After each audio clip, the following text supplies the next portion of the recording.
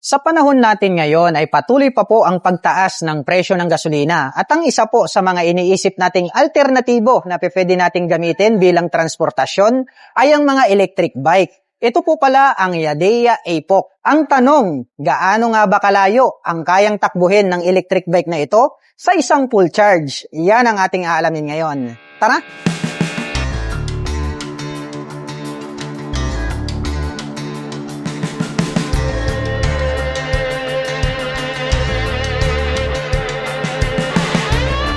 Ang pogi din po pala nito pong Yadea APOC na electric scooter. Maangas din yung kanyang dating. Dito po sa gitna, mayroon po siya ritong daytime running light. Ito naman po yung logo ng Yadea. Mayroon naman po siya ritong maliit na windscreen. At mayroon po pala siyang daytime running light na agaw pansin. At mayroon naman po itong tatlong ilaw na projector lights para po sa kanyang high beam, low beam. At mayroon din po siyang passing light. Dito na rin po pala located dito pong kanyang mga LED na turn signals. At nagkaroon po siya rito ng parang grill design na chrome color which is attractive sa ating paningin. At ito po pala ay gumagamit ng telescopic fork na black color para po rito sa kanyang front suspension.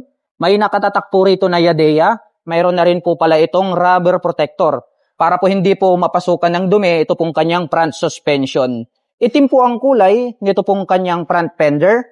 At ito po ay equipped with single rotor disc brake with single pot caliper para po rito sa kanyang front braking system.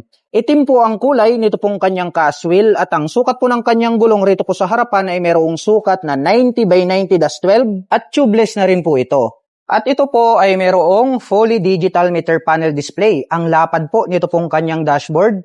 Buksan po natin para makita natin yung kanyang digital display. Pagkabukas po natin, ang makikita po natin dito ay letter P. Ibig sabihin po ay nakapark po ito pong ating electric scooter. Pindutin lang po natin ito pong P button para mag-switch po siya sa ready.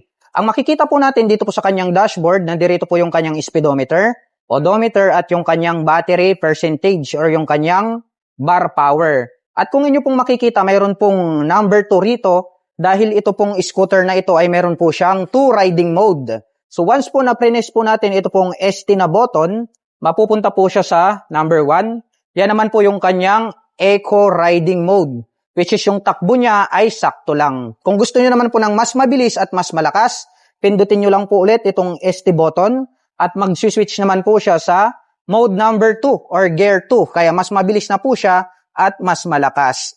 Mapunta naman po tayo sa kanyang mga button selectors. Meron po itong high beam and low beam, turn signal selector at horn. Pakinggan po natin ito pong kanyang horn.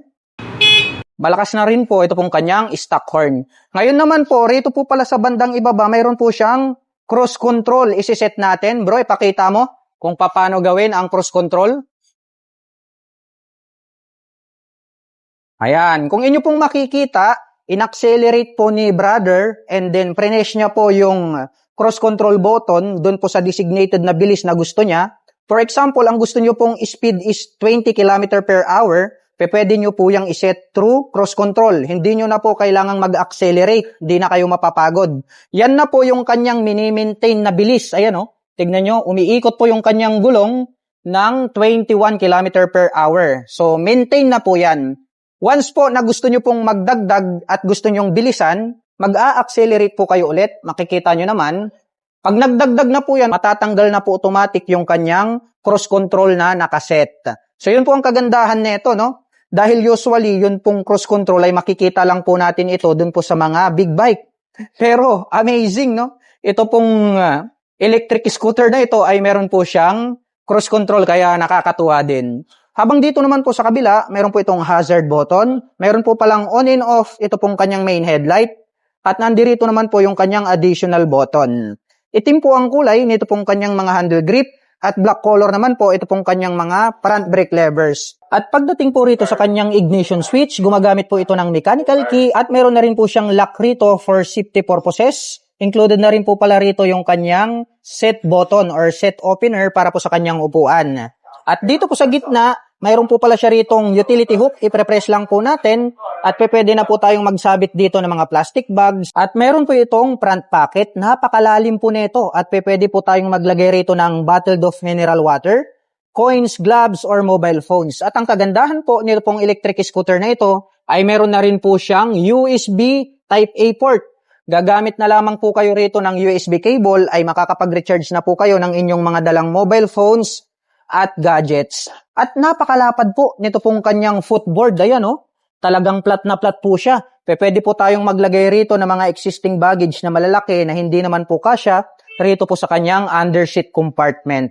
At ito pong kanyang upuan, napakalapad po nito. At kung inyo pong titignan, ayan napakalambot po niya. Mas malambot po ito kaysa po dun sa mga upuan ng mga motorsiklo.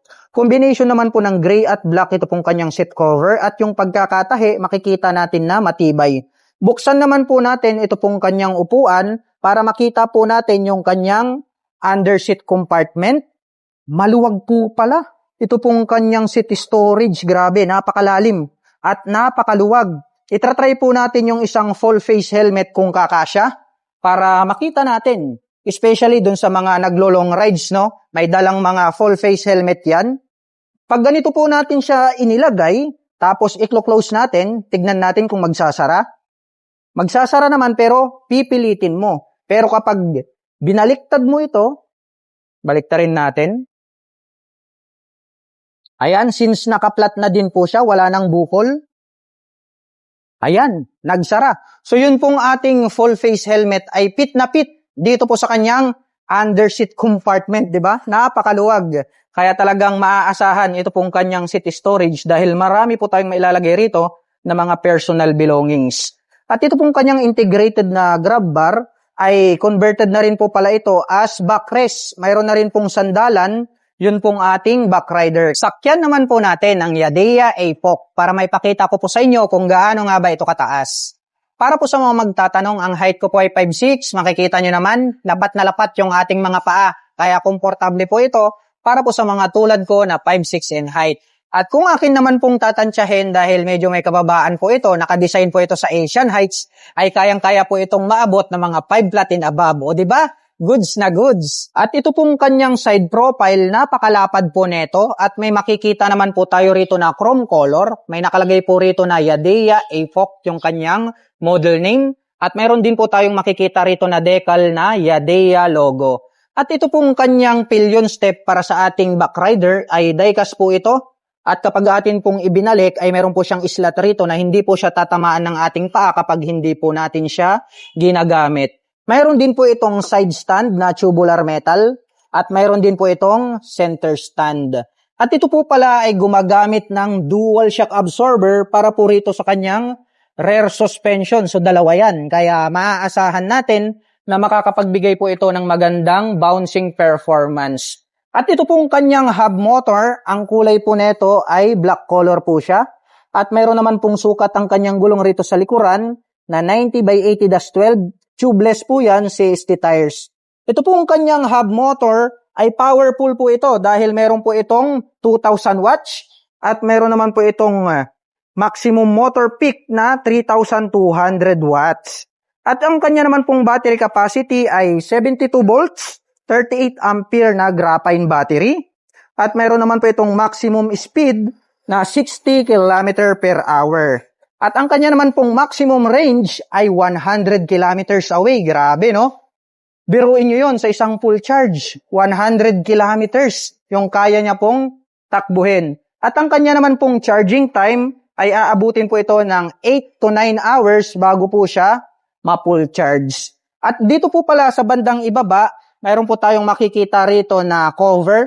Ito po ay hindi po siya engine, hindi rin po siya motor. Ito po yung kanyang swing arm cover. Silipin po natin ito pong kanyang tail light. Ang forma po nito pong kanyang brake light dahil Yadea logo po yan. At located naman po rito sa magkabila, ito pong kanyang full LED na mga turn signals. Mayroon po itong plate light at mayroon naman po itong bilog na dalawang light reflector dito po sa magkabila. Mayroon pa po siyang additional na light reflector dito sa ibaba. At ito po pala ay equipped with single rotor disc brake with single pot caliper para po rito sa kanyang rear braking system. Naka-disc brake po rito sa likuran at naka-disc brake din po rito sa harapan.